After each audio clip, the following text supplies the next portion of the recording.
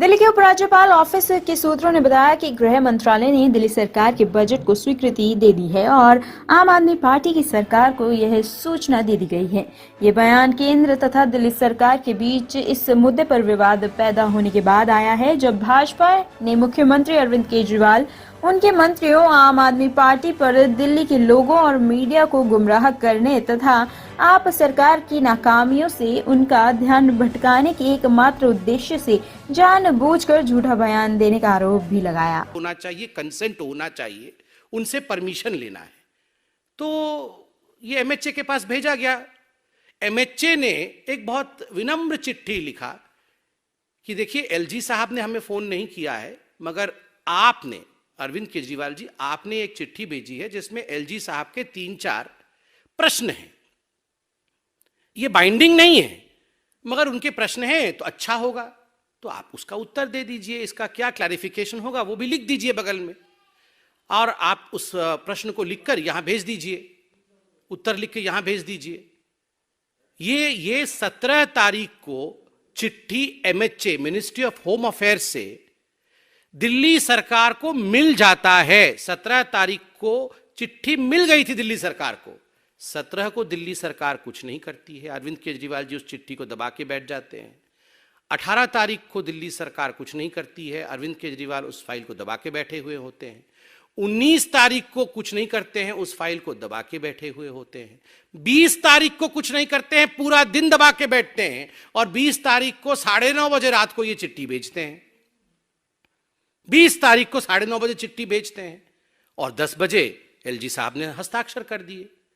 देखिए, none of these, जो भी रिकमेंडेशन एलजी देते हैं, ये कोई बाइंडिंग नहीं है, ये एक प्रक्रिया है, यही डेमोक्रेसी है।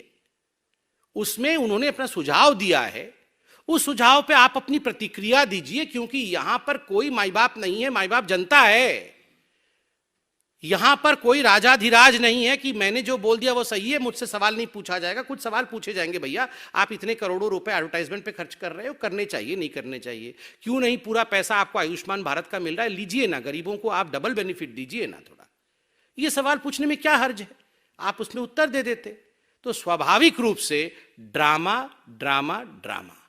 ये अरविंद केजरीवाल जी और उनकी पार्टी का एक ही ध्येय, एक ही उद्देश्य है। वो बजट नहीं है, वो डेवलपमेंट नहीं है, इट इज ड्रामा। वहीं दिल्ली के मुख्यमंत्री अरविंद केजरीवाल ने दिल्ली सरकार के बजट को गृह मंत्रालय द्वारा मंजूरी दिए जाने के कुछ घंटे बाद कहा कि वह केंद्र के साथ मिलकर काम करना चाहते हैं और यदि प्रधानमंत्री नरेंद्र मोदी उनका समर्थन करते हैं तो वह भी ऐसा ही करेंगे। केजरीवाल ने दिल्ली विधानसभा को संबोधित करते हुए कहा कि यदि केंद्र और राज्य सरकार के बीच कोई टकराव नहीं होता है तो दिल्ली में 10 गुना अधिक विकास हुआ होता। इस हाउस के माध्यम से अपील है, प्रार्थना है प्रधानमंत्री जी को कि प्रधानमंत्री जी, हम काम करना चाहते हैं, हम लड़ना नहीं चाहते। हमारी लड़ाई हमारे बस की बात नहीं है, हम बहुत छोटे लोग हैं। राजनीति में हम लड़ने के लिए नहीं आए, हमें राजनीति करनी नहीं आती। इस रोज रोज की लड़ाई से कुछ नहीं निकल रहा। जिस घर में लड़ाई होती है वो घर बर्बाद हो जाते हैं, जिस राज्य में लड़ाई होती है वो राज्य बर्बाद हो जाते हैं, जिस देश में लड़ाई होती है वो देश बर्बाद हो जाते हैं। लड़ाई से किसी का कहां भला हुआ है? कभी भला हुआ है? सबसे बना के रखनी चाहिए, सब मिलजुल के काम करेंगे, तरक्की होगी। दिल्ली ने इतना, कल आज मैं अखबारों में पढ़ रहा था, कल हमारे माननीय वित्त मंत्री जी ने इकोनॉमिक सर्वे प्रेजेंट किया, इतनी तरक्की की दिल्ली ने। देश का जो एवरेज है उससे कहीं ज्यादा आगे जाके तरक्की कर रही है दिल्ली। इतनी तरक्की कर रही है, इतनी तरक्की कर रही है। सोचो, अगर ये रोज रोज के झगड़े नहीं होते तो 10 गुना तरक्की हो चुकी होती अभी तक जितनी तरक्की है। हमारा डोर स्टेप डिलीवरी राशन करना चाहते थे हम, वो रोक दिया। किसका फायदा हुआ? जो राशन वाले चोरी करते थे, राशन माफिया था, उसका फायदा हुआ। जनता का फायदा तो नहीं हुआ। क्या फायदा हुआ उसका? Door step delivery of ration करने का, रोकने का। दिल्ली के अंदर 17,000 लोगों को डेली हम योगा कराया करते थे। डेली 17,000 लोगों को दिल्ली सरकार फ्री में योगा कराती थी। प्रधानमंत्री जी ने कह के वो योगा क्लासेस बंद करा दी। किसका फायदा हुआ जी? किसी का तो फायदा नहीं हुआ। 17,000 लोगों ने अगर योगा करना बंद कर दिया, आज भी याद करते हैं, मेरे को मिलते हैं, आज भी याद करते हैं। किसका फायदा हुआ? किसी का फायदा नहीं हुआ। हम अपने टीचर्स को, दिल्ली का शिक्षा जो व्यवस्था है उसकी तारीफ पूरे देश के अंदर हो रही है, पूरी दुनिया के अंदर हो रही है।